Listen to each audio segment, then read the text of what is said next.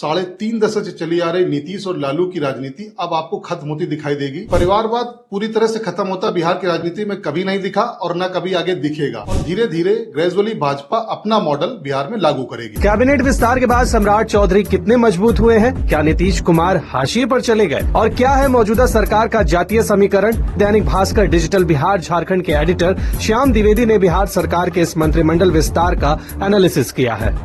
बिहार की राजनीति में सबसे बड़ा बदलाव क्या हुआ?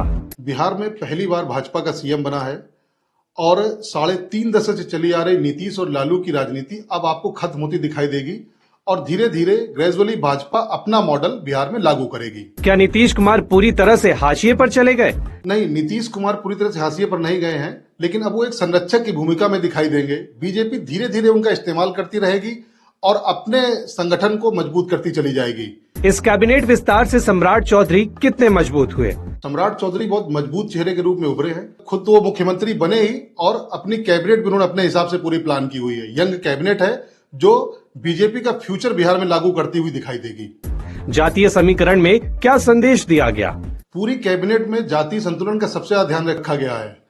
एक तरीके से कंप्लीट सोशल इंजीनियरिंग दिखाई दी है, एक कंप्लीट जातीय संतुलन दिखाई दिया है जो बिहार के लिए सबसे परफेक्ट मॉडल है। क्या सम्राट की कैबिनेट में परिवारवाद भी दिखा?